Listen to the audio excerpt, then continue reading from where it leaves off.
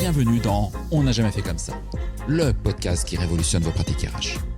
Vous en avez marre des méthodes RH de notre siècle ? Vous cherchez des solutions concrètes qui fonctionnent vraiment ? Alors vous êtes au bon endroit. Dans chaque épisode, je vous dévoile les stratégies qui marchent, les innovations qui changent la donne et les témoignages de ceux qui osent faire différemment. Ah oui, je suis Florent Le Tourneur, fondateur de We Feel Good. Et depuis 2016, ma team et moi avons transformé la communication RH de plus de 150 entreprises et collectivités. Notre mission ? Vous donner les clés pour attirer les talents, fidéliser vos équipes et booster l'engagement. Alors, rendez-vous sur www.wefeelgoodrh.com ou contactez-moi directement sur LinkedIn. Je vous offre un audit gratuit de votre communication RH et je vous mets le lien dans la description de cet épisode. Profitez-en aussi pour vous abonner à ce podcast pour ne rater aucun épisode, bien entendu. Alors, prêt à révolutionner vos pratiques ? C'est parti et excellente écoute. Ce podcast est soutenu par HelloWork, le premier acteur digital français du recrutement. Depuis 25 ans, HelloWork accompagne les entreprises avec ses solutions. Plateforme de recrutement, CV Tech, site carrière ou encore portail de cooptation. Plus de 50 000 pros RH l'utilisent déjà. Et vous ? Découvrez tout ça sur HelloWork Recruteur. Vous trouverez toutes les offres dans le lien en description de cet épisode. Hello à toutes et à tous et bienvenue sur On n'a jamais fait comme ça. Alors aujourd'hui, j'ai le plaisir d'être reçu par Paul Sofplan, secrétaire général et DRH d'Alan. Merci Paul pour ton accueil. Je t'en prie, bienvenue chez Alan. Merci, un grand plaisir d'être chez toi. J'ai la particularité d'être client d'Alan. On n'est pas là pour ça, mais je suis client d'Alan. En tout cas, mon équipe est client d'Alan. Et comme je te le disais en off, tellement ravi que si un jour je leur dis que je change de mutuelle, ils me trucident sur place. Bon, merci. Ouais, donc, merci bref, en tout cas, Paul, tu es un profil qu'on ne croise pas tous les jours. Tu es ingénieur, tu es polytechnicien, tu es créateur d'entreprise, co-créateur d'Alan. Tu es passé par l'inspection des finances, ce qui calme vite. Avant de plonger maintenant dans une belle scale-up de la santé, tu pilotes aujourd'hui les RH, mais aussi la culture, le juridique. Bref, tu relis les chiffres, les gens et la vision. Et si je t'ai proposé d'intervenir sur ce podcast, c'est pour nous parler d'intelligence artificielle et puis d'applications concrètes au sein d'Alan. Comment vous l'utilisez pour renforcer le management, le bien-être, l'autonomie des collabs. En tout cas, merci d'être là. Et la première question que j'ai envie de te poser, Alan, tout simplement, c'est qu'est-ce qui t'a donné envie, in fine, de devenir DRH et comment ton parcours t'a conduit jusqu'à la création d'Alan et aujourd'hui au poste que tu occupes. Alors, mon parcours est assez accidenté et c'est ça que j'ai aimé. Et je pense que c'est peut-être le point commun avec l'ARH de base, c'est qu'il y a une espèce d'art de l'imprévu. Je pense que pas mal de RH se reconnaîtront là-dedans et je pense que ma carrière a été faite de ça, d'imprévu. J'étais plutôt lancé sur une trajectoire que tu as résumée, mais qui est une espèce de course au sonorum assez classique pour bon élève français. Okay. Et puis, les premières ruptures, elles sont arrivées dans ce choix déjà à l'époque de partir moi dans la fonction publique.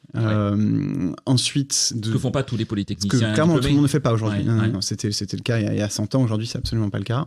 Qui était un choix non seulement de service, mais c'était aussi beaucoup un choix parce que j'y trouvais certes un temps long, qui peut être frustrant, notamment quand on est jeune et qu'on démarre, mais en même temps déjà la capacité de prendre des décisions ou d'agir sur le plus grand nombre. Et ça, je l'ai gardé chez Alan. C'est une des raisons pour lesquelles j'ai osé sauter à la création d'Alan, ce qui n'aurait pas été le cas pour beaucoup d'autres projets, c'est que je savais qu'on s'adresserait à un public très, très, très, très large. Et c'est là où j'ai trouvé une forme de continuité. De l'impact.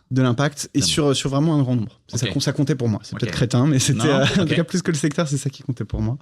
Donc effectivement, je me retrouve en 2015, il y a 10 ans maintenant, à rencontrer celui qui est aujourd'hui notre PDG, Jean-Charles Samuelian, qui réfléchissait à ce que voudrait dire de créer une société qui mettrait notre savoir-faire technologique au service de comment les individus se situent dans le système de santé, arrêtent d'être brinque-ballés d'un endroit à un autre, mais pour devenir des acteurs actifs de leur santé et de leur prévention. On a fait le choix de créer une société d'assurance et moi, mon rôle a été de prendre toutes les fonctions je dirais, qui n'étaient ni liées à la stratégie ni liées au produit, donc la finance, le réglementaire, le recrutement, puisqu'à l'époque, on ne parlait pas de RH, on parlait beaucoup de recrutement. Il s'agit de construire des machines à recruter, et puis au bout de 4-5 ans, tu te dis, tiens, c'est marrant, les gens s'en vont. Qu'est-ce que je pourrais faire pour les garder, pour réfléchir à mieux faire grandir et mieux accompagner mais ça a été des étapes dans le développement d'Alan Et donc, même au sein d'Alan, j'ai moi-même eu plusieurs casquettes, en commençant avec un angle plus financier, m'intéressant dès le début à la culture. Et je pense que j'ai fait des petits détours pour arriver sur l'angle qui, moi, m'a fait accrocher à la fois avec Alan dès la création, avec l'équipe, mais avec l'envie de me rapprocher des RH. C'est la culture, en fait. C'est comment est-ce qu'on travaille ensemble, comment le collectif est dirigé avec une boussole qu'on a partagée, et qu'est-ce qu'on construit ensemble, et donc comment on s'organise, comment on recrute, et comment on fait en sorte de chacun tendre un tout petit peu plus chaque jour dans cette direction-là, et de s'y emmener collectivement. Ça m'a beaucoup plu. Vous avez fait le choix très tôt d'avoir une culture très transparente. Chez Alan, en tout cas, vous avez cette réputation-là. Est-ce que cette culture auquel tu as forcément participé, du coup, elle te ressemble ou elle t'a challengé au début? Elle m'a beaucoup challengé. Alors, elle me ressemble dans l'importance de l'autonomie de l'individu et lui rendre sa capacité de décision. Ça, beaucoup, c'est ce que j'avais cherché dans mes postes précédents. Même, tu parlais d'inspection des finances, c'est un endroit où on est très, très autonome. On n'a pas accès à toutes les clés dans la République, mais on est très autonome.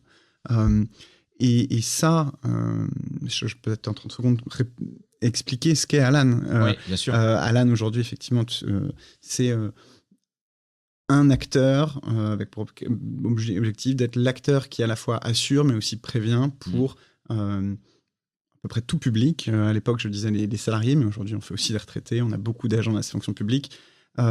Et donc, quand on crée Alan à l'époque, on se retrouve 6 salariés autour de la table, en se disant, on sait qu'on va construire quelque chose de très gros. C'est une société d'assurance, il faut avoir du volume, il y a un enjeu de mutualisation, de loi des grands nombres. Et donc, puisqu'on va devoir être nombreux, il va falloir qu'on embarque beaucoup d'autres collaborateurs avec nous. Comment on construit cette société-là? Donc là, on est un peu parti du point d'arrivée, et quand tu rétropédales, mais en fait, assez vite, tu te rends compte qu'il y a deux choses. C'est que comment à la fois je construis une fondation avec des gens suffisamment costauds, expérimentés, même en âge, pour pouvoir embarquer la boîte suffisamment loin. Ça, je trouve que ça a été une des vraies forces de nos deux cofondateurs, de dès le début dire, en fait, je vais m'appuyer sur des gens qui ont beaucoup plus de bagages dans le monde du travail que nous, alors que même étaient déjà primo-entrepreneurs, mais qui est l'inverse de la start-up un peu habituelle, la boîte de commun. Classique, avec plutôt des jujus. Exactement. Et ce qui n'est pas dévalorisant, mais c'est assez classique en tout cas dans le monde des startups. Tout à fait. Parce que tu vas chercher l'image de l'énergie, les gens qui peuvent toucher à tout, etc. T'as pas des moyens de fou en plus, en général. Il y a probablement une question financière. Mais tu vois, à l'époque, j'ai 29 ans, je suis plus jeune de l'équipe. Je suis au 3e poste. C'est un montage assez... Mais c'est ça qui nous permet aujourd'hui, 10 ans plus tard, sur les 8 premiers, d'être encore 6. Et c'est ça qui a aussi, je pense, tiré l'équipe plus loin et plus longtemps. Mais pour revenir sur ta question sur la transparence, la culture, quand on la pose et la promesse qu'on se fait tous ensemble quand on s'assoit autour de la table les premières fois, c'est justement d'être dans une capacité où on va se faire confiance sur les décisions qu'on prend au nom de la boîte, sans tous être CEO. Mais à tel problème, c'est toi qui décides et tu décides au nom du collectif. Et pour décider de cette manière-là, ce que nous on appelle la responsabilité de distribuer, il y a besoin d'être très organisé et très méthodique sur qui prend quelle décision, pourquoi, mais aussi de la documenter. Et là, on touche à la transparence. La transparence, elle n'est pas arrivée parce que c'était à la mode et que pour être cool, il faut être transparent. La transparence, c'est le prérequis pour que la responsabilité puisse être distribuée. Il faut que l'information circule. Si l'information ne circule pas, si je n'ai pas une vision complète de qu'est-ce qui inquiète les actionnaires en ce moment, qui est disponible ou pas, quelles sont les priorités de la boîte et non pas seulement de mon équipe, je ne peux pas décider correctement au nom du groupe. Ok, d'accord. Ça, c'était vraiment la genèse. C'est la genèse de la culture et c'est aujourd'hui, pour moi, c'est la pierre angulaire de la culture qui ensuite distribue sur strictement tout. La culture d'Alan, elle part de cette responsabilité distribuée et ensuite comment on la fait vivre. Je fais de la transparence, je mets de l'écrit, je mets de l'ambition parce que vu que je décide seul, ou en tout cas en petit groupe, je peux décider plus vite et donc il faut que j'apprenne à prendre des risques. Tout est irrigué par ça. Ok. Comment tu as organisé du coup, quelques années après maintenant, ta fonction RH? Alors l'idée, c'est pas de rentrer dans le détail de tous les postes de chacun, mais justement en lien avec la culture et en lien aussi avec je dirais la croissance d'Alan, comment est-ce que tu as structuré ta fonction RH, toi qui n'es pas DRH de formation en fait? Tout à fait. Alors déjà, Moi non plus, hein, donc je te Ah, reproche merci. pas. C'est bien, parce que j'ai toujours un peu honte. Je suis un G, ouais. Tu vois. Écoute. Comme je dis, j'ai mal tourné, j'ai fini DRH. Ah, écoute, moi j'en vois de plus en plus et ça fait beaucoup de bien. Ouais. Ça fait beaucoup de bien. Ouais, j'en parlerai tout à l'heure. D'abord, redire que, déjà rendre hommage au fait que je ne suis pas celui qui a structuré la fonction telle qu'elle a été. Une espèce de coup d'accordéon avec la croissance. Jusqu'en 2020, je m'occupais des prémices de ce qui deviendrait derrière la fonction RH, avec beaucoup plus tourné sur le recrutement, la gestion de la performance et de la culture. Ouais. En 2020, on a fait venir une DRH, elle, expérimentée, qui a monté les bases jusqu'en 2022, et j'ai repris la main en 2022 sur le secrétariat général et la partie DRH. Elle a beaucoup apporté en termes de structuration des équipes, sur la partie recrutement, sur la partie RH. Je peux peut-être répondre à l'envers à ta question, parce que sinon je vais te détailler un organigramme, qui n'existe pas d'ailleurs, parce qu'on est chez Alan, mais plutôt les choix un peu plus clivants qu'on a pu faire. Voilà, c'est ça, ouais. Y a 3 choix qui sont toujours débattus quand j'en parle à l'extérieur. Le premier, c'est le choix de ne pas avoir de HR business partner dédié, mais de mettre beaucoup l'accent dans cette idée de responsabilité distribuée et transparence sur notre responsabilité, c'est de mettre en place et les processus, et les formations, et les outils de mesure pour que le savoir descende dans les équipes, mais en revanche, je n'assois pas quelqu'un à côté d'eux au quotidien, parce que alors je vois l'intérêt d'avoir cette corde de rappel très proche, et en même temps, on a quand même la conviction que c'est pas le meilleur moyen de responsabiliser les équipes, les managers, c'est pas le meilleur moyen d'aligner les intérêts, et à nouveau, dès lors que j'ai besoin de collaborateurs qui pensent en permanence globale, qui pensent pour le groupe, je ne veux pas les transformer en représentants des intérêts particuliers d'un groupe humain. Ok, intéressant. Ouais. Donc ça, c'est un premier pari fort. Ouais, c'est différenciant, clairement. Tout à fait. Le deuxième, c'est un appui très marqué et assez tôt sur la partie qu'on appelle knowledge en interne, savoir. Le fait d'avoir des recrutements dédiés à ça, des ressources investies sur comment on écrit le savoir, comment il circule chez nous, quels outils on se donne. C'est très lié à notre culture de l'écrit. Et je sais que c'est un modèle qui a depuis été pas mal repris. On a souvent été interrogé par d'autres entreprises sur comment vous avez structuré le savoir, comment ça irrigue aussi les processus de formation, etc. Et le troisième pari que j'ai fait un peu plus récemment, puisqu'on a vraiment structuré l'équipe au début de cette année, ça a été au sein d'un pôle qui a toute l'expérience collaborateur. Donc je retrouve effectivement le recrutement, les RH, l'onboarding, les bureaux, l'IT, mais au-delà de ça, d'avoir construit un pôle, alors qui aujourd'hui pour l'instant fait 1,5 personne, mais d'ingénieurs dédiés aux outillages internes en fait. Et non plus dépendre de personnes externes, ou en tout cas qui sont 95% du temps en train de faire du produit et à qui on doit dire s'il te plaît, dédie 5% du temps pour développer des outils pour les collaborateurs. Maintenant, on a une espèce de laboratoire interne pour pousser les outils d'intelligence artificielle, d'automatisation chez nous. Et ça fait partie de l'équipe RH. Ok. Tu me fais une passe assez facile pour aller effectivement sur l'usage de l'IA dans la fonction RH.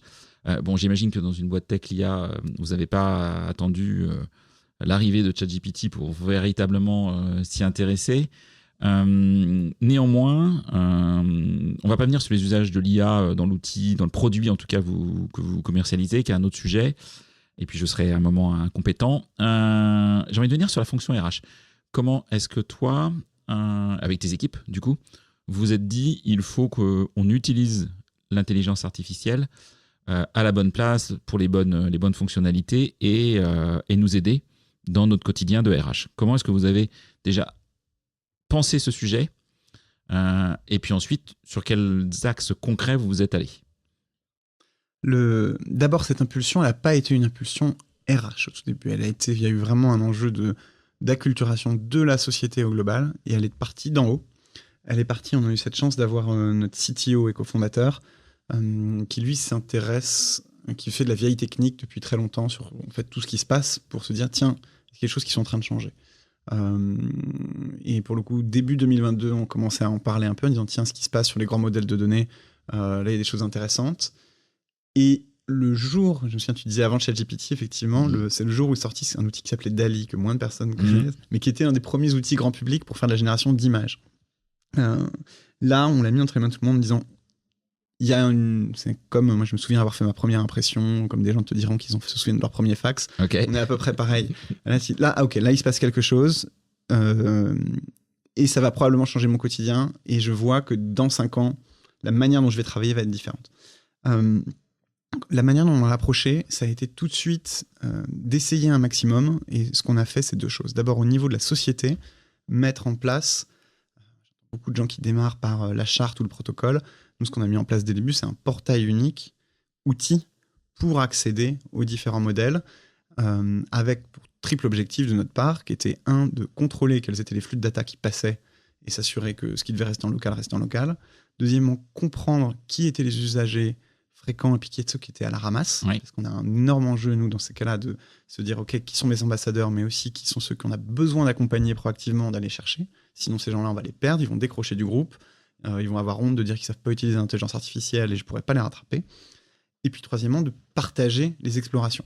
On a eu ensuite une année complète au niveau de la boîte, mais dans chaque équipe, donc l'équipe au sein de la partie RH, dans chacune des équipes, on avait 2 ambassadeurs qui étaient vraiment en charge à la fois d'essayer plein de choses, mais de faire de la veille. C'est-à-dire que très concrètement, dans leurs objectifs, ils avaient d'aller sur Twitter tous les jours. Ouais, ok.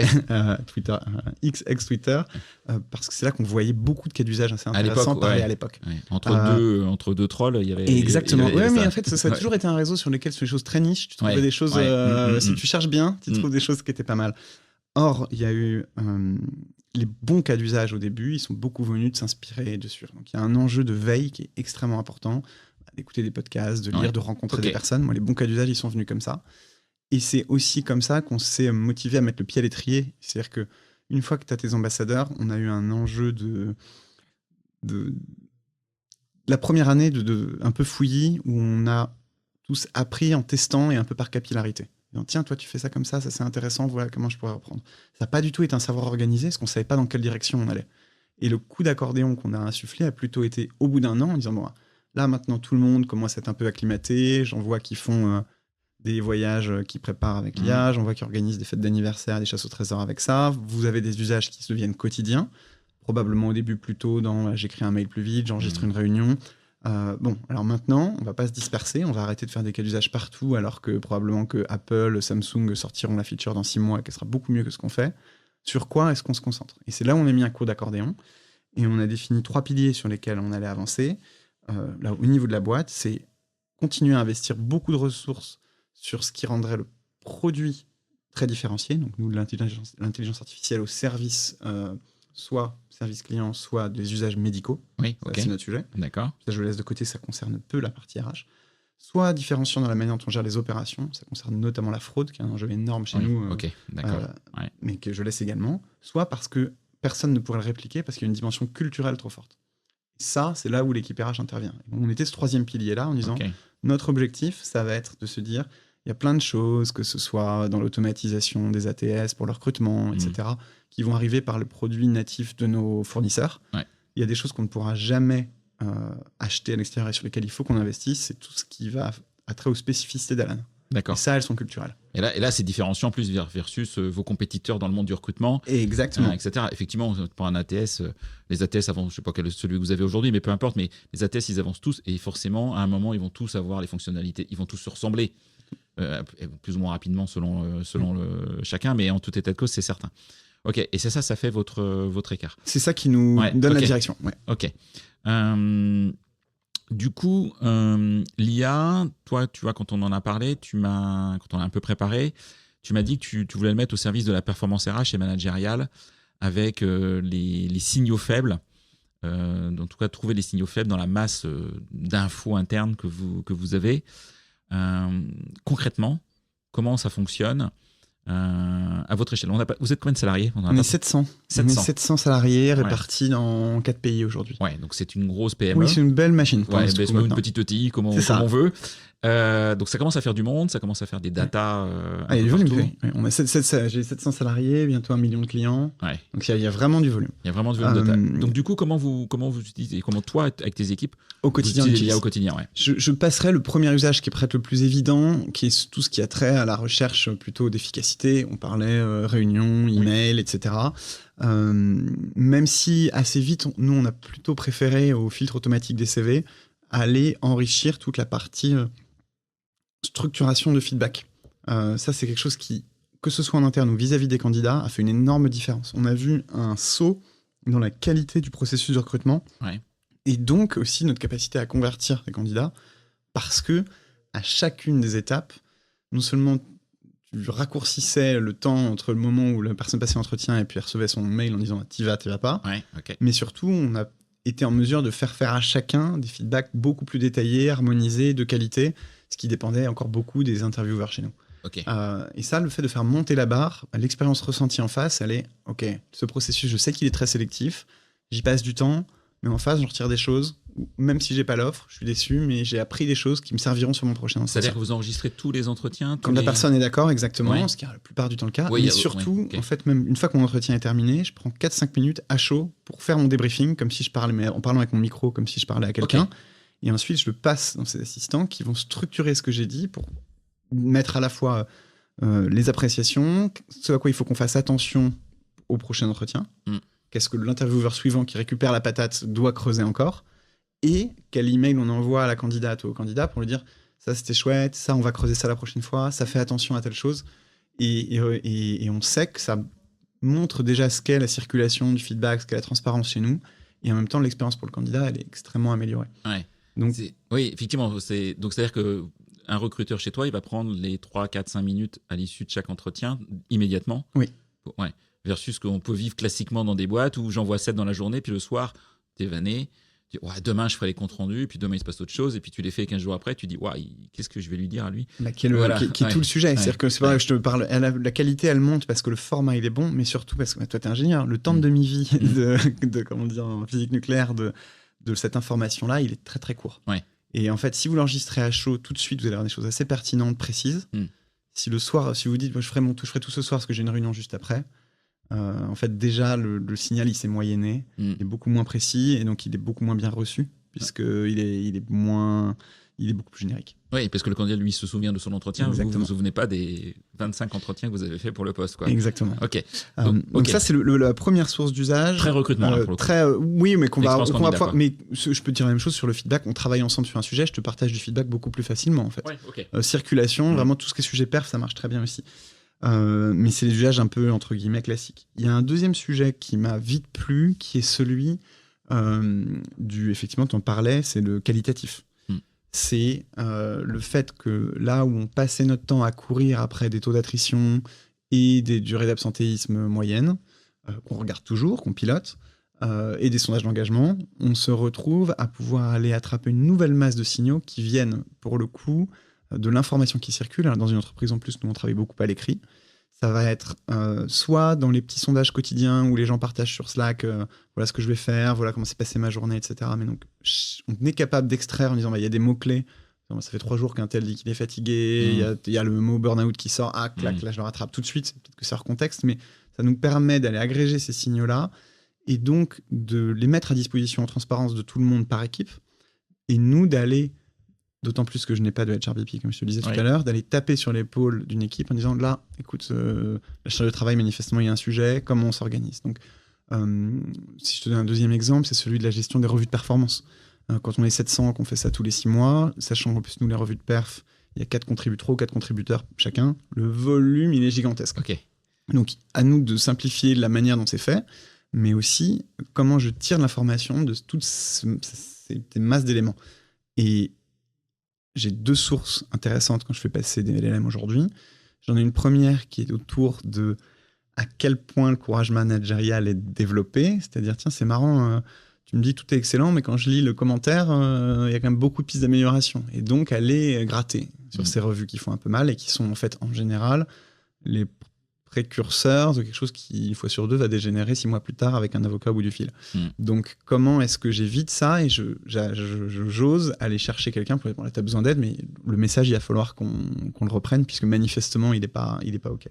Et un deuxième sur lequel on appuie et sur lequel on n'est pas encore au niveau, mais je crois beaucoup au fait que c'est des outils extraordinaires pour faire de la gestion des compétences et identifier beaucoup mieux des possibilités de mobilité interne très éloignées, pas du tout naturelles en fait. D'accord. C'est d'aller chercher bien, ok, tu travailles dans les opérations, tu as telle qualité, on te demande de développer ça. En fait, ce rôle de commercial auquel personne n'aurait jamais pensé pour toi parce que les équipes sont trop éloignées, ils pourraient te correspondre à toi. Et on commence à travailler là-dessus, il y a des choses assez intéressantes à aller chercher, pareil dans la lecture des signaux faibles. Je t'ai parlé de l'automatisation, je t'ai parlé de cette lecture du qualitatif. Si tu me laisses encore te donner 2 usages et Bien après sûr, on creuse. Avec plaisir. Il y en a un qui a trait au produit, ça c'est tout ce qui se passe maintenant, ça c'est vraiment saut 2025. Moi, ce qui m'a fasciné quand j'ai vu arriver ces LLM dans l'équipe, une fois que les gens se sont parés des cas d'usage simples, c'est à quel point la barrière technique est tombée. À quel point des gens qui étaient intimidés par la data parce qu'ils n'étaient pas ingénieurs, des gens qui ne savaient pas coder, se retrouvent à être capables de faire un peu de design, à aller taper en SQL dans des bases de données sur Metabase. Et ça a donné un souffle d'autonomie et de volonté de créer des produits qui a été très très chouette. Alors ça a commencé par des petits produits de comment j'automatise les réponses sur telle chose, sur la paye, etc. Mais aujourd'hui... Des petits agents, en fait, un peu. Exactement. Avant que le mot soit devenu à la mode. T'as raison. C'est d'abord petit agent, mais aujourd'hui, on est vraiment... tu utilises un Canva ou autre, je suis capable de créer des applis, en fait. Et donc là, les questions qu'on a très concrètement sur la table, c'est comment est-ce qu'on sort de tel outil de sondage très régulier qu'on paye très cher, alors qu'on peut finalement le faire quelque chose de très tailor tout seul. Et est-ce que je peux pas créer facilement des applis d'onboarding qui soient très adaptés au nouveau et de pouvoir le faire sans avoir à se dire je vais devoir solliciter des ingénieurs, des designers qui travaillent sur le produit, et donc je sais que je vais passer en 5e roue du carrosse, c'est très très satisfaisant. Et puis ça donne à l'équipe un souffle de constructeur et pas uniquement de je fais tourner la boutique. Ce qui est intéressant, tu me dis si je me trompe, mais quelque part l'IA permet plus de créativité et peut-être d'intrapreneuriat, d'oser innover, d'oser faire différemment, etc. Moi, je le vois comme ça. Alors qu'on pourrait l'imaginer plutôt dire, parce qu'on l'entend, hein, l'IA va faire à ma place, et puis du coup, je fais plus rien. J'exagère un peu le trait, mais je l'entends, moi, de RH qui n'osent pas mettre l'IA parce qu'ils se disent, mais on va perdre notre boulot, quoi. Il va faire des choses à notre place, mais il ouvre tellement de potentiel de choses à laquelle on n'avait pas accès que c'est là que se situe la richesse, en fait. C'est il est probable que vous ne répondiez plus pour la 40e fois dans la journée que la facture dont on a besoin pour rembourser les passes Navigo, elle doit se mettre ici. Mais à l'inverse, tant mieux. Si elle me permet d'avoir la main et de moi-même me dire en fait, je vais pouvoir construire moi-même mes sondages d'engagement parce que c'est ça le signal que je veux chercher, ça, telle campagne de communication interne, je vais pouvoir la faire seule sans avoir à aller recourir je ne citerai pas de grands groupes, mais je connais des grands groupes qui appellent Publicis pour faire des coms internes. Hein. Donc, ça, ce sont des choses qui se... Je te confirme, j'ai une agence de com. Donc, je vois bien effectivement que dans certaines entreprises, la com et la RH se parlent, dans d'autres, pas du tout. Exactement. Et donc, comment tu fais circuler ça après entre la théorie et la pratique, il y a un enjeu, effectivement, que les systèmes sont interconnectés. Il faut que l'information circule. C'est là que la transparence reprend sa force. Mais... pour aller au bout du raisonnement, il y a à la fois comment je laisse les personnes des équipes RH avoir une dimension produit et l'inclure dans leur métier au quotidien. Et puis, il y a l'autre côté de la pièce, c'est ça dont je pense t'avoir parlé la dernière fois, qui est et nous là-dedans. Nous qui sommes très contents parce qu'on est capable d'avoir accès à la technique des autres, non pas comme experts, mais de base, parce que maintenant on peut coder un peu, qu'on peut faire de la data un peu et qu'on peut designer correctement. Et nous, quelle technique faisait notre spécificité et qu'on peut rendre aux équipes d'en face. Qu'est-ce que je développe comme outil pour que quelqu'un qui travaille dans l'équipe data aujourd'hui soit bien meilleur dans les bases RH que j'ai. Et ça a été tout le travail qu'on a fait en 2024, de développer un agent particulier entraîné sur plutôt des bases culturelles à l'âne, où on lui a insufflé, à chaque fois que je donne la recette, c'est comme le 4 quarts de ma grand-mère, j'ai 1/3 de droit social, 1/3 de culture à l'âne, donc quels sont les process ici, qu'est-ce qu'on attend comme comportement, quels sont les piliers, de façon à ce que si les réponses ou les conseils s'inscrivent dans les spécificités de la société, et 1/3 qui a été vraiment le savoir-faire RH qu'on avait écrit, qu'on a redocumenté en anonymisant, telle situation compliquée, voilà comment on l'a géré à l'époque, voilà les messages, voilà les séquençages, et ça nous donne un premier assistant qui ne vient surtout pas faire notre travail à notre place, mais vient permettre notamment aux managers, mais aussi aux collaborateurs, d'aller aborder une situation difficile, d'aller poser des questions, se voir en miroir déjà commencer à se renvoyer des propres questions. J'aime beaucoup ces outils qui, en fait, ne répondent pas avec une réponse, mais répondent avec des questions. Ouais. C'est un peu le propre du coaching, mais là, c'est pareil. Et des prompts bien calibrés dans une IA, ils répondent avec des questions. Tu peux même le faire sur un ChatGPT, un Perplexity, etc. Tout à fait, ouais. Complètement. Qui va te... Mais ça change énormément ton approche, en oui, fait. tout à parce fait, que ouais. la confiance que les gens ont aujourd'hui, à qui on balance pour la première fois devant ChatGPT, et ils vont te...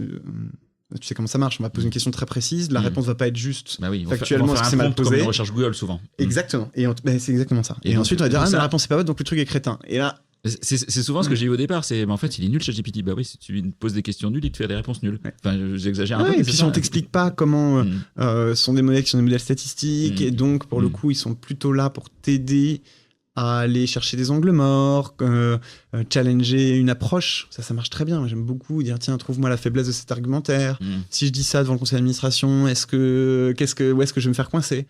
Ça, c'est utile. Beaucoup plus que faire des réponses à la Google. Et quand on met ces outils-là, alors déjà, le construire en soi, c'est un projet pour les équipes RH qui est extrêmement riche, qui nous permet de remettre à plat notre base de savoir aussi, qui valorise beaucoup l'expertise, puisque chaque expert dans son domaine, mon experte du Canada, mon expert sur la paye, leur premier job pendant 4 mois, c'est de bombarder de questions cet assistant-là pour corriger de façon à ce que l'entraîner, en fait, c'est vraiment un entraînement pour le muscler, et que non seulement les réponses soient intelligentes, qu'elles ne soient pas dangereuses, et qu'elles aient surtout comme fonction de dire, dans le cas d'un doute, tu escalades à l'équipe RH. Et c'est là où je vais au bout du truc, c'est que non seulement on a construit, mais en plus de ça, je rends un peu d'autonomie décisionnelle au manager, tout en ayant un filet de sécurité qu'aujourd'hui je n'ai pas, mon gars, là, il faut que tu escalades à l'équipe. Et c'est là qu'on a vu le plus grand saut, c'est comment, en mettant quelque chose qui, vu sur le papier, tu te dis, voyons qu'ils sont en train de... Ils vont se tourner les pouces, ils décentralisent la RH dans un outil, puis on se débrouille tout seul. Ouais. C'est l'inverse qui se passe, en fait. Ce qui se passe, c'est qu'on vient chercher des cas beaucoup plus tôt, parce que là où des personnes, naturellement, nous auraient dit, je vais arriver à le gérer, ou je m'en occupe pas, ou c'est la honte, je suis un mauvais manager parce que je ne sais pas gérer cette situation-là. Là, en faisant le ping-pong avec ces outils-là, ils se disent, quand même, peut-être bien que j'informe. Okay. Et là, on récupère et on fait notre métier.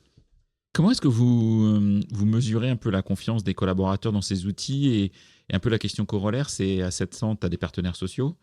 Je rencontre des RH, des DRH dans des entreprises de ta taille, on va dire entre 200 personnes et 1000 personnes, qui se disent, ouais, mais même partenaires sociaux, ils sont pas très pro-IA, ils ont peur, etc. Donc du coup, souvent, je mets en place une charte qui est plutôt ce que tu n'as pas le droit de faire que ce que tu peux faire. Et tu finis avec des collaborateurs qui font du shadow IA. Qui font du ChatGPT sur leur téléphone. Voilà, c'est ça, ils font du shadow IA, pour être très clair. Comment est-ce que vous mesurez la confiance des collaborateurs dans ces outils? Voilà, on est dans une entreprise qui est jeune, donc une moyenne d'âge qui est peut-être 35 ans. 35 ans, ouais, donc c'est pas si jeune que ça. Non, c'est pas si jeune. C'est intéressant. C'est intéressant. Comment est-ce que du coup vous embarquez tout le monde et tout le monde se dit, ok, on a confiance dans la boîte, on a confiance dans nos dirigeants. Ils font pas n'importe quoi avec ça et c'est pro, quoi. Chez nous, la transparence, c'est un garde-fou extraordinaire. Vous restez toujours là-dessus. Parce que la transparence, elle a cette force de t'obliger à être en mesure d'expliquer toutes tes décisions. C'est peut-être là où vous faites les écarts avec des entreprises plus traditionnelles qui n'ont pas cette culture historique depuis 20, 30, 50, 100 ans et pour qui c'est compliqué, en fait. Peut-être, mais en tout cas, tu sais en termes d'intention où on vient, tu sais aussi, ça te force au moment où tu prends une décision qui peut être controversée. Il faut la prendre. En revanche, ce que tu vas devoir mettre sur la table, puisque tu la prends devant tout le monde, c'est combien de temps on se met pour la tester, qu'est-ce qui fera que cette décision, on l'enlève, on la détricote ou non. Et là, tu installes un climat où on va y aller, on va tester ensemble. Et ensuite, mesurer. Quel taux d'usage? Est-ce que en fait, cet outil est utilisé par 5% des gens ou par 80%? Est-ce que la qualité des réponses qu'on me donne, elle est bonne ou pas? Et ça, c'est à chacun, on demande. Et puis ensuite, de toute façon, dans toutes ces phases d'entraînement, il y a aussi un moment où... je veux dire, s'il y a une question qui tombe, je reprends l'exemple du Canada, non seulement les utilisateurs vont mettre un pouce ou pour la noter, pour l'instant on est pouce haut, pouce bas, mais on pourrait se dire qualité 1, 2, 3, 4. Mais c'est aussi le travail de la personne qui connaît très bien le droit social canadien de repasser chaque semaine sur toutes les questions qui ont été posées. Alors là, le coup est déjà parti souvent, mais au moins on sait si la qualité des réponses a été bonne ou pas. Ok, extrêmement clair. L'autre frein, tu vois, que j'entends souvent, c'est le côté déshumanisation de tout ça et de déshumaniser la relation manager RH, alors avec la particularité que vos managers sont quand même très très autonome sur la fonction RH, parce que pas d'HRBP, on le redit. Comment tu réponds à ça, à cet argument C'est un argument que j'entends aussi beaucoup sur la prise de décision à l'écrit chez Alan. Ouais. Et tu le vois là, il n'y a pas de caméra, mais donc on est sur des petites salles, puisque le schéma habituel chez Alan, c'est des toutes petites salles avec des tableaux blancs où on va brainstormer, et ensuite on va mettre la décision à l'écrit. Et des plateaux que tu as dû trouver assez silencieux en arrivant. Alors là, alors ça, je voulais te dire, ça m'a marqué parce que très souvent, ça m'arrive d'aller dans beaucoup de boîtes et je vois des plateaux assez classiques. Hein, alors vous avez vous pouvez pas le voir forcément, mais avec des bureaux, positions assises, des positions hautes. Donc vous êtes assez ouvert sur la partie aussi, qui est un autre sujet, santé au travail. Pour une boîte de santé, c'est mieux. Mais par contre, j'étais hyper impressionné du silence qui règne quand on arrive. Quoi. Oui, il y a un côté bibliothèque, mais parce qu'il y a des zones différentes. Et les zones de travail, on met un accent énorme sur la concentration, le focus, l'asynchrone, le fait de ne pas avoir de notification, le fait de pouvoir se plonger 2-3 heures sur un problème et de ne pas passer notre temps coupé par une réunion, etc. Par contre, ensuite, on ira au deuxième étage, au premier. Là, c'est les zones qui sont des zones vivantes. D'accord, ok. Et c'est là où on connecte. Et moi, j'aime bien d'ailleurs cette dichotomie parce que même physiquement, tu sais, quand tu débarques dans la cuisine ou à table, en fait, puisque la décision sera prise à l'écrit, à table, tu parles de ce que tu as vu ce week-end, des enfants, etc. Mais tu parles beaucoup moins de travail. Oui, tu fais pas des shadow réunions. À table, voilà, et ensuite on s'est dit ça, tu te rappelles Exactement. Il y a 3 jours au déjeuner, pardon. Donc, c'est déjà des critiques que j'ai entendues là-dessus. Et pour le coup, alors, peut-être répondre par pointillisme, mais d'abord, quand tu demandes aux usagers, en tant que tel, il faut quand même avoir en tête, ça peut nous faire tous flipper ou pas, mais que ce soit sur les sujets médicaux ou de manière générale sur les sujets sentimentaux ou autres, les tests à l'aveugle entre des vraies personnes et les machines gagnent en termes d'empathie. Aujourd'hui, on l'a fait, on a développé une des premières IA médicales sous supervision de médecins, parce que la machine a plus le temps de reformuler, de te dire qu'elle a compris, de faire un peu d'extra mile, de rajouter. Les machines gagnent sur la fausse empathie. Donc, ce qui nous ramène sur qu'est-ce que c'est vraiment l'humanisation. L'humain, il va plutôt être dans quel cœur je mets à un instant T. Le problème d'humanisation qu'on a eu, par exemple, ça a été le premier cycle de revue de performance où on a mis à la disposition des collaborateurs des outils que les équipes RH avaient développés pour aller plus vite dans j'enregistre un feedback et puis nous, on te le structure. Et puis les gens qui étaient un peu à l'arrache, la deadline était le mardi soir, donc ceux qui se sont mis le mardi matin, ils ont enregistré à la chaîne, ils ont laissé la machine sans relire et puis terminé. Et on s'est retrouvé avec des revues extrêmement à plat, sans aucun cœur. Et ça, c'est terrible en fait, parce que tu te retrouves avec des trucs où tu cravaches pendant 6 mois, t'es content, et puis ce qui sort de ton manager, c'est un truc... ChatGPT. Ouais, ok. Là, c'est un vrai problème. Et là, on l'a repris très fortement en disant bon, déjà, en fait, ça, c'est pas OK. La sortie chez nous, elle doit être probablement moins nickel, moins structurée de façon à ce que l'humain passe. Et surtout, reformer tout le monde en disant écoutez, le travail de base chez vous, c'est l'engagement. C'est comment j'ai des collaborateurs résilients qui ont envie de rester, qui sont bien, qui sont reconnus pour ce qu'ils font. Votre travail, c'est le cœur. Et ça, l'IA le fera pas à votre place. Donc, ça, déjà, tu le retrouves. Et ensuite, deuxièmement, cet outil, quand on le met en place, il a essentiellement vocation à mettre le pied à l'étrier aux personnes, en fait. Moi, j'ai une conviction... j'ai commencé ma phrase par « moi, ma mère m'arracherait les yeux ». J'ai une conviction qui est que le manque de courage managérial, ça n'existe pas tant que ça. Par contre, la plupart du temps, les gens ne savent pas comment faire. Oui. Ils manquent d'outils, ils ne savent pas par où le prendre. Idéalement, ils aimeraient prendre la discussion. Mais ils sont tellement tout seuls, ils ne savent pas le formuler et puis ils ne savent pas trop à qui demander. Mais en fait, là, pour le coup, avoir ces outils-là qui te disent et si tu le formulais comme ça ou comme ça, essaye ça, et puis sinon, de toute façon, on va voir l'équipe RH, là, tu casses la solitude. Oui, annoncer une mauvaise nouvelle, annoncer une nouvelle difficile, juste dire non à un candidat, des fois, c'est pas facile. C'est pas facile. Et le fait d'aller, ce qu'on va chercher avec ces outils-là, c'est casser la solitude et aller justement les forcer à aller au contact. Aller te mettre le petit push dans le dos pour soit aller chercher de l'aide, soit aller discuter, partager un feedback. Donc si tu te laisses porter par la machine et que tu fais que copier-coller ces réponses là, oui, ça va être très très déshumanisant, mais à l'inverse, je pense qu'on va chercher des liens qui sinon naturellement n'auraient pas eu lieu. Je te donnais l'exemple tout à l'heure du manager qui a fait son recrutement dans son coin, ça se passe pas très bien, mais il se dit oh là là, non seulement si je change la personne, ça va être compliqué, en plus il va falloir que je réembauche, et en plus de ça on va me dire que je suis un mauvais manager. Finalement si je faisais l'autruche, Et bah, surtout, ces gens-là s'isolent. Nous, là, on va les chercher avec ces outils-là. Oui, c'est pas pour leur mettre un taquet, c'est pour les aider. Mais quoi. Plus tu vas les chercher tôt, plus tu vas les aider à sortir d'un problème dans lequel ils sont mis tout seuls et dans lequel, naturellement, 90% des humains vont faire l'autruche, en fait. Ouais. Mais hyper intéressant, et puis qui permet effectivement de rentrer dans une structure en plus qui est décentralisée, multisite, multi-pays, d'avoir des infos précises. Le temps tourne, j'ai 100 000 questions et je vais te faire des choix, mais ça c'est la vie. Je vais revenir juste à un mot que tu as utilisé, que j'ai trouvé un peu intéressant. Tu as parlé au départ d'ambassadeur. Quel conseil tu pourrais donner à un ou une DRH qui est peut-être pas à l'aise avec l'IA, qui se dit moi-même je me sens nul, pour pouvoir commencer à y aller sans toi-même faire le job, sans toi-même en tant que DRH faire le job? En parler avec toute l'équipe et demander qui a envie de faire ça. Et par contre, accepter que cette personne perde du temps.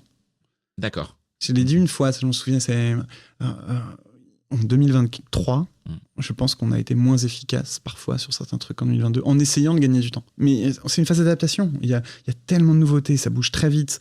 On apprend à repenser des approches. Tu donnais l'exemple de l'utilisation de ChatGPT comme Google. Enfin, on déconstruit beaucoup de choses. Même la lecture l'écriture d'un prompt, la lecture d'un résultat. Se dire aujourd'hui que quelque chose qui est sans faute d'orthographe, structuré, qui a une apparence de raisonnement est débile, c'est très dur. C'est très très dur. Moi, on m'a appris toute mon enfance que la forme c'était le fond qui surnageait, tu connais Boileau. Là, on casse des trucs très ancrés. D'ailleurs, j'évoquais DALL-E, deuxième conseil pour les gens qui l'utilisent peu encore, ces modèles LLM, avec les textes. Rentrer par l'image est quelque chose que moi je trouve très puissant et qu'on fait beaucoup dans les onboarding chez Alan, parce que poser une question pour faire générer des dessins, tu vois beaucoup plus qu'il y a dans la machine. Tu vois qu'à une question donnée, il y a des réponses très différentes. Tu vois que l'image, elle a l'air parfaite, mais que quand tu zoomes, il y a plein de défauts, parce que c'est des modèles statistiques. Et donc, tu comprends qu'il y a besoin d'exercer un esprit critique et qu'il y a, il y a plusieurs réponses et que ce sera à toi d'aller les chercher. Ok, extrêmement clair. Comment, toi, tu vois, avec toute la visibilité qu'on a, qui est toujours, parce que ça va très très vite, effectivement, comment tu vois un peu ce futur de ta fonction RH chez Alan, toi? C'est une question hyper difficile, mais en fait, est-ce que tu le vois encore bouger comme il a bougé ces dernières années, et sur quoi, toi, tu as envie de mettre l'accent ces prochaines années pour suivre le rythme, entre guillemets? C'est surtout ça. Alors moi, j'ai des défis, je pense, particuliers au rythme de la croissance d'Alan, qui sont aussi un exercice compliqué. Vous faites toute la croissance organique, vous faites pas de croissance externe? Non, pour l'instant, on a fait une toute petite croissance externe. Il n'y a pas eu de sujet d'intégration, par exemple. Tu n'as pas ces sujets-là, ouais. Mais le développement international en soi est un énorme challenge sur la culture, par exemple. Ok. Moi, un des gros challenges avec la croissance, c'est trouver le bon point d'équilibre, et je pense qu'il n'existe pas, il est mouvant, entre le côté conservateur, gardien du temple de la culture, et innovateur, parce que les médiums bougent, parce que la manière dont on s'organise bouge, et il faut qu'on s'adapte. Ça c'est probablement un de mes gros challenges. Ce qu'on voit de plus en plus, je crois énormément au fait qu'on va avoir cette chance de se productiser davantage, d'avoir un état d'esprit de constructeur plus qu'on ne l'a été jusque-là, qui a une occasion pour les RH de prendre une dimension des muscles, une gravitas vraiment différente, et l'ère vraiment post-agentique, mais plutôt dans le prototypage qu'on a aujourd'hui, elle est vraiment là-dedans, qu'on puisse de nous-mêmes prototyper des idées, des choses. Et quand tu parles à des RH, on prend tellement le pouls de beaucoup de dysfonctionnements de l'organisation, de choses qu'on aurait envie de fixer, que là, de se dire, je mets quelqu'un avec de l'énergie qui va prototyper une petite solution, je trouve ça hyper excitant. L'adaptation de la culture avec l'international, pour moi, c'est un challenge, c'est peut-être très propre à Alan, et une obsession plus personnelle autour des compétences et du fait que les gens soient en apprentissage constant, et forcer l'organisation qui, naturellement, à mesure qu'on grossit, se structure par dominante métier, et casser ça. Passer notre temps à dire non, mais je ne veux plus jamais entendre mais tu sais, les commerciaux, c'est très particulier, les ingénieurs, c'est très particulier. Chercher du transversal, chercher du commun. C'est différent. Ouais. Exactement. Et plus tu vas chercher du commun, et en fait, je me rends compte qu'on va chercher encore plus ce commun quand on force des mobilités internes assez importantes. Ouais, c'est intéressant. Et donc, ça nécessite qu'on soit meilleur sur aller détecter ces compétences-là, forcer les équipes à prendre des paris et montrer que ces greffes-là, elles marchent, mais aussi leur donner des solutions quand la greffe ne marche pas, et que ce soit pas un échec pour les deux. Ok, très clair. Est-ce qu'il y a une courte anecdote pro que tu n'as jamais racontée à personne dans ta vie? Bon, tu es passé sur d'autres podcasts, tu fais pas mal de confs. J'en ai une très récemment. Non, tu peux anonymiser, évidemment. Bien sûr. On a eu une visite d'inspection du travail très récemment dans les locaux qui, tu l'as dit toi-même, honnêtement, sont plutôt très beaux, très confortables. Je pense que les postes de chacun sont très... Donc on était au top. Elle était contente surtout, à part sur un extincteur qui était mal accroché. Ouais, il n'y a plus que ça va. Mais salle de sport, etc. Ouais. Et puis au tout dernier moment, elle me dit, mais c'est quoi derrière ce placard? On ouvre la porte et il y a quelqu'un qui dormait dedans. Non. Et ça c'est pas hyper bien passé. C'était l'équipe de nuit. C'était quelqu'un plus de l'équipe de ménage qui avait fait une sieste. Mais, et là, on s'est dit, ah zut, mais bon, on a bien ri. Bon. Ouais. Les plaisirs des inspections du travail. Des inspections du travail. On les salue. Est-ce qu'il y a des personnes que tu me recommanderais d'interviewer sur podcast, des RH que tu connais, où tu te dis, tiens, ça pourrait être intéressant qu'ils soient entendus, ou toi que tu aimerais entendre? Tu peux citer qui tu veux. Non, en fait, tu m'as titillé au début en me disant que tu étais ingénieur aussi. Va chercher des DRH ingénieurs juste pour qu'on entende un petit peu plus. Ok. Et il n'y en a pas que dans la tech. Il y en a plus dans la tech. Mais tu vois, j'ai rencontré Juliette, la DRH du groupe Savencia. Oui. J'allais dire industriel gros. Voilà. Et en fait, j'adore l'approche où tu vois que c'est quelqu'un qui a une fibre RH très forte. Et ce petit truc qui me plaît dans l'ingénieur de essayer de démonter les choses, essayer de comprendre les rouages, une forme d'honnêteté intellectuelle un peu psychorigide parfois que je peux avoir, que j'aime bien, tu vois, ouais, ça c'est des gens qui je trouve assez chouettes et assez inspirants. Et c'est intéressant dans la prod. Moi j'ai travaillé chez Lactalis, donc tu vois, effectivement il y avait beaucoup de RH qui étaient passés par la prod, des ex-directeurs d'usine, etc. Ouais, j'ai une copine chez ST Micro aussi, pareil. C'était mon premier employeur, ST Micro, tu vois. Donc voilà, c'est assez classique. Comment toi tu fais ta veille pro? Est-ce que tu as le temps de faire une veille pro? Et est-ce que tu considères avoir le temps d'en avoir ou... Alors, je le fais beaucoup par les rencontres. Parce que j'ai cette chance-là où, en plus, Alan étant un produit qui s'adresse aux RH, j'ai beaucoup l'occasion de rencontrer beaucoup de RH dans notre environnement. Tu as l'AN DRH, toi, en plus. Oui, notamment. Mais c'est comme ça qu'on s'était rencontrés. Exactement. Je le fais beaucoup moins par les podcasts. J'ai pas réussi à accrocher. J'écoute plus la radio encore. Je suis un vieux jeu là-dessus. En revanche, je m'appuie sur j'ai pas mal de collaborateurs. Notre patron du talent adore ça et il fait ça très très bien. Et le deal dans l'équipe, c'est on a une obligation de veille. Mais par contre, dès que je rencontre quelqu'un, que j'ai une idée à l'extérieur, je dois la repartager à tout le monde. Et c'est pareil. Si je lis un livre et j'en tire quelque chose, je fais un petit résumé et on se le fait circuler. Et donc on commence à avoir une base très dense de résumés d'idées fortes, de livres, de podcasts qu'on a vus, et c'est ça qui nous sert un peu comme source d'idées. Ok. Et puis j'ai un CEO qui est, lui, à l'inverse, en mode veille permanent, jour et nuit, et donc ça tombe. Ça tombe tout seul, quoi. Avec des articles. Et si on veut te contacter, par où on passe? Par mail. Par mail. paul@alan.com, ça marche très bien. Très bien, ok. Bon, alors, si le volume, s'il y a vraiment 5000 personnes qui m'écrivent, je vais peut-être pas arriver à suivre, mais j'essaierai d'être poli et de répondre. Et éviter de contacter Paul pour essayer de lui vendre des trucs dont il n'a pas besoin. Oui, non, ça. Mais moi, je passe le message quand même. Donc, en tout cas, un grand merci, Paul. Merci, Florent. Pour ton temps, pour ta transparence à l'image de la culture d'Alan. J'espère, en tout cas, qu'en écoutant Paul, vous avez avancé, en tout cas, votre cheminement sur l'IA. Il y a plein de choses à faire. Je pense qu'on n'est qu'au début de l'histoire. Voilà, le train est déjà parti, mais je pense qu'on peut encore le rattraper. Il faut juste avoir envie d'y aller et d'oser y aller. Merci, Paul, une nouvelle fois. À bientôt. Merci, au revoir. C'est terminé pour ce bel épisode. Merci de l'avoir suivi en entier. Pour ne pas rater le prochain, d'ailleurs, je prépare plein de chouettes entretiens pour ces prochaines semaines, abonnez-vous à On n'a jamais fait comme ça. C'est le bouton Suivre sur Apple Podcast ou s'abonner simplement sur Spotify. N'hésitez pas également à mettre 5 étoiles si vous avez apprécié ce podcast et à me contacter via LinkedIn pour tout commentaire ou toute suggestion d'invité. À bientôt!